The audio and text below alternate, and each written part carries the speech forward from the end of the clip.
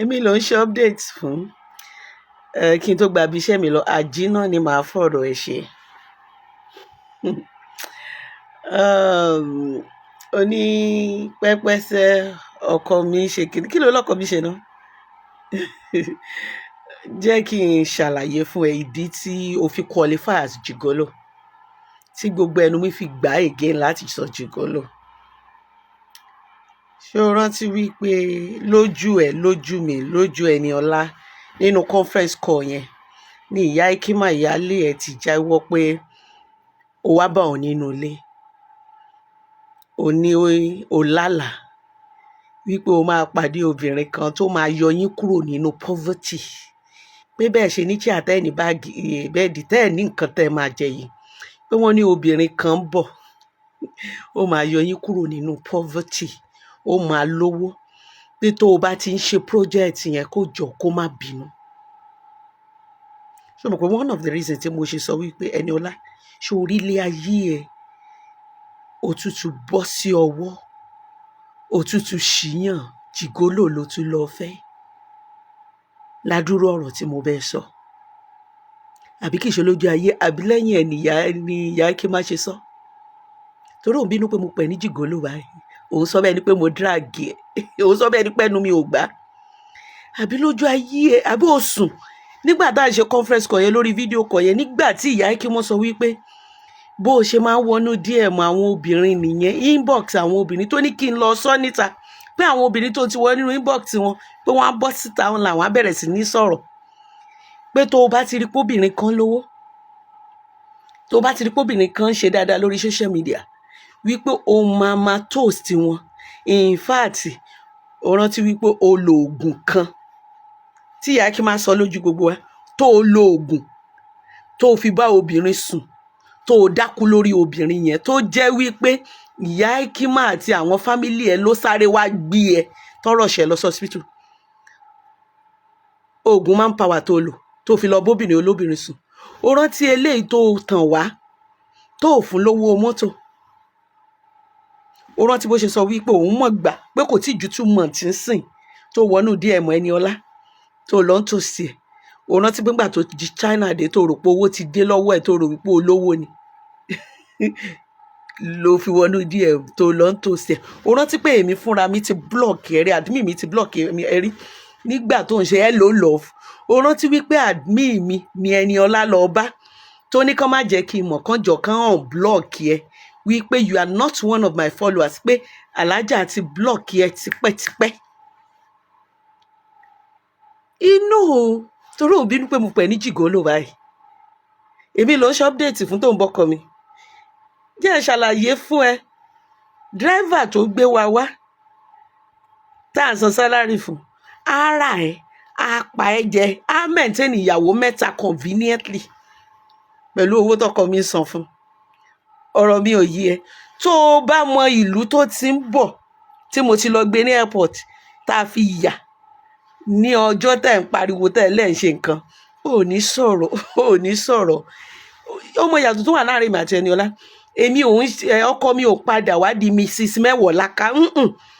Kò wá máa jókòó sí di íńtánẹ́ẹ̀tì kó wá máa lóun bá mi ṣe prógráàmù. Ìdí pé mò ń dáná àmàlà, mò ń tẹ̀bà, mò ń tayán ló ti bá mi tó ní ìyàwó òun ò ní ṣerú ẹ̀ láyé. Ó mú mi kúrò nínú wípé obìnrin ń jìyà, obìnrin ń jìṣẹ́. Kò yé ẹ, ó kọ́kọ́ fi mí sílé ná, mo kọ́kọ́ jẹun, mo chop up, mo sanra. Owó tí mò ń gbà gẹ́gẹ́ bí owó oúnjẹ tí mò ń gbà as upkeep money tí ìyá ẹ̀ bá ní àti bàbá ẹ̀, wọn ò ní tẹ̀lé ẹ sí lọ ilé Ẹniọlá Sisi Alágbo kó wá jẹ́ ibẹ̀ náà ti máa pe ìyàwó ẹ̀ kán ní kó farabalẹ̀, àbí ìyá ẹ̀ ò pe ìyàwó ẹ̀ ìyá Ikima pé kó farabalẹ̀, pé ọmọ òun ti wà lọ́dọ̀ olówó ń sìn, pé gbogbo nǹkan tó bá níìdì wàá máa sẹ́ǹdì ẹ̀ sí síǹsì tó ti wà tó ti di Mrs. Alágbo ń sìn, àbí ṣé Mr. Alágbo ni tó ti di Mr. Alágbo, àbí ìyá ẹ̀ ò sọ. Ìyá ẹ̀ fi lélẹ̀ ó lọ sí tẹni, àbí ilé Ẹniọlá kọ́ ló kó lọ, ṣé ó rẹ́ǹtì ilé fún Ẹniọlá ni, ṣèbí inú ilé ẹ̀ ló ń gbé. Ọmọkùnrin yóò fẹ́ tán náwó rọ̀ ni. Ẹniọlá fún mi ní 1 million jẹ́ kí n sọ bó ṣe sọ 1 million yẹn nígbà tó wá bá mi nínú DM tó ní mama I want you to come to my shop mo ní don't talk to me go and speak with my manager mi ìjẹ́ kó bá mi sọ̀rọ̀ manager mi ló fi 1 million bẹ̀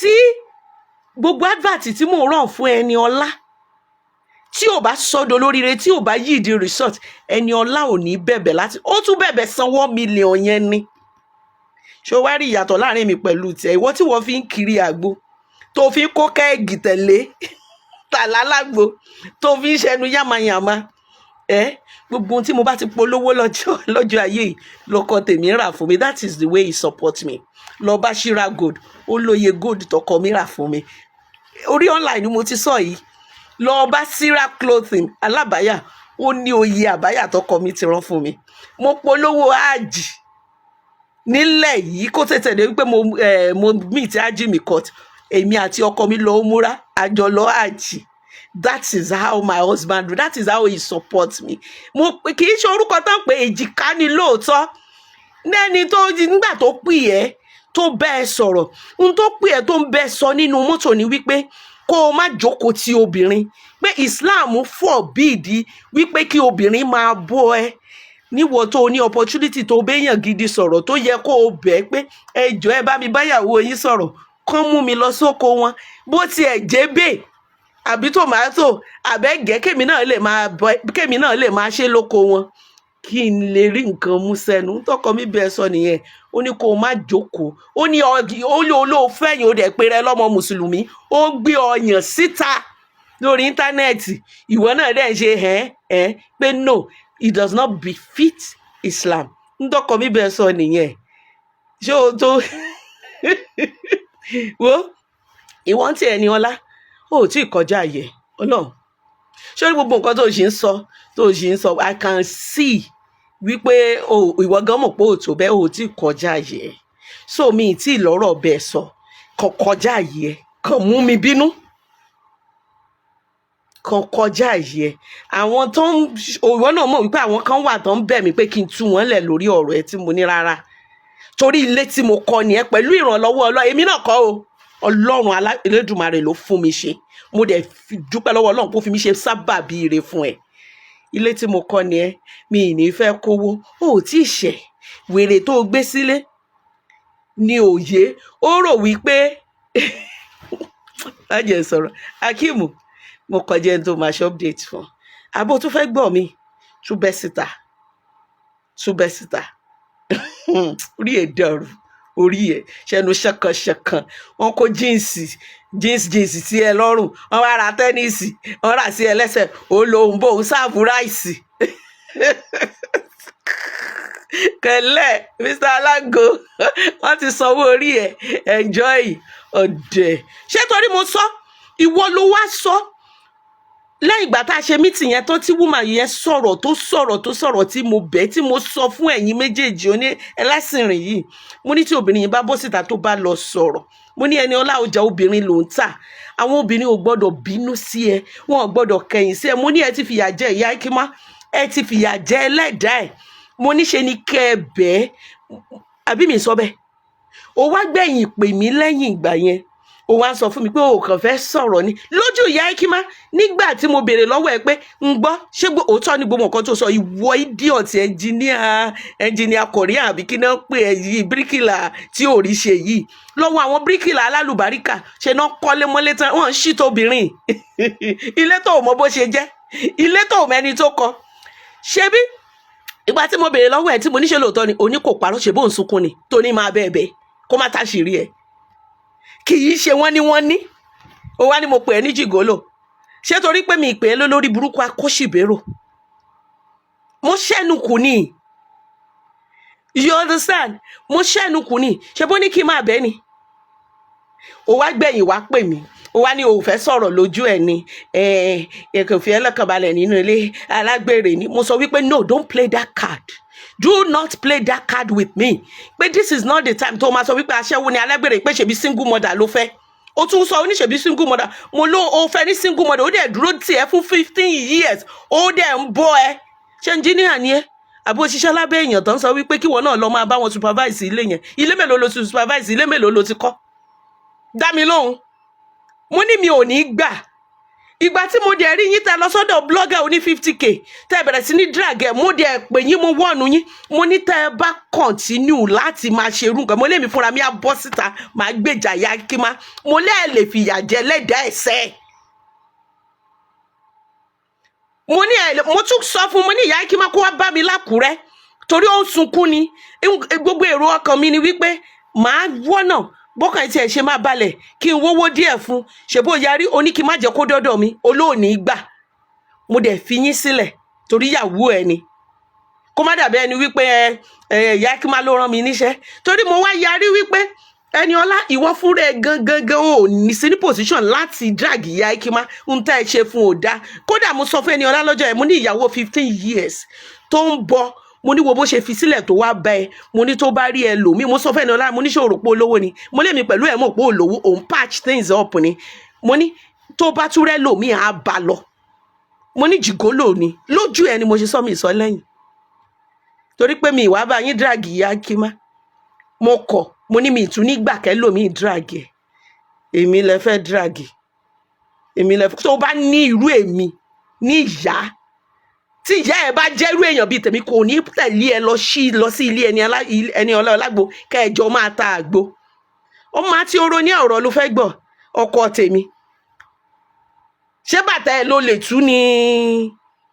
Àbí sórí tèmi bá ń ṣe nǹkan, even tí n bá ń ṣe funding, tí n bá ń ṣe donation, ọkọ mi lá kọ́kọ́ dáwó, àwọn àbúrò ọkọ mi lá kọ́kọ́ dáwó tá fi support mi. You understand? They added values to my life and they are still adding values to my life. Not ilé yín. Well, mi ì tí sọ̀rọ̀. Update ẹyọ kan tó ṣe ni mo ṣe sọ yẹn. Tó ń bá tún bí ẹ̀dá sọ mí. Ìwọ Ẹniọlá, ò tí ì kọjá ayọ̀ Ọlọ́run wà láì. Èmi gan rí pé ò tí ì fẹ́ kọjá ayẹ̀. Kò yá adé mo bẹ́ẹ̀. Ṣùgbọ́n tí o bá, sórí mi ò ń ṣe role model. Mi ò dẹ̀, kò sí ọ̀rọ̀ ẹ, kò sí nǹkan kan tó o tẹ̀lé nínú àwọn nǹkan tí mò ń sọ. Ó ṣì role model èèyàn ni.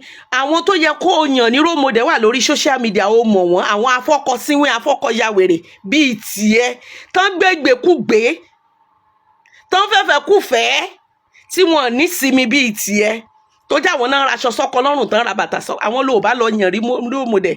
Èmi ò ní bẹ́ẹ̀ fọwọ́ bo ìbàjẹ́. I've told you, gbogbo chances mo ti fún ẹ láyè láti change.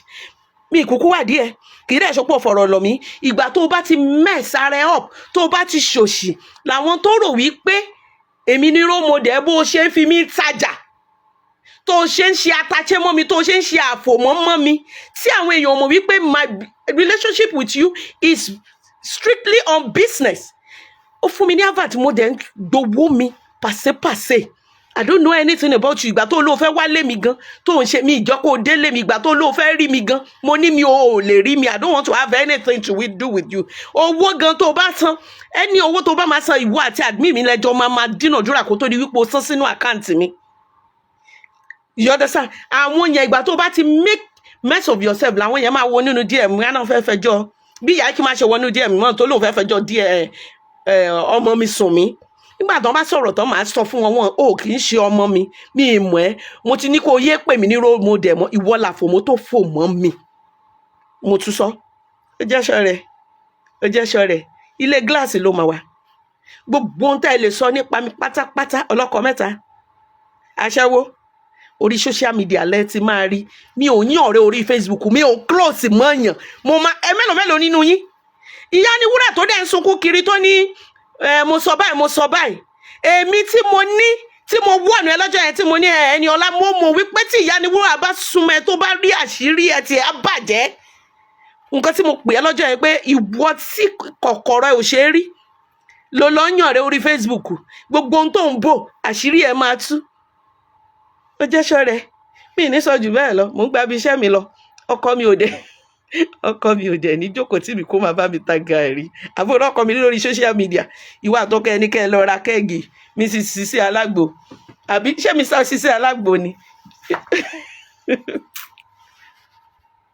Ṣọ́rẹ̀, okay.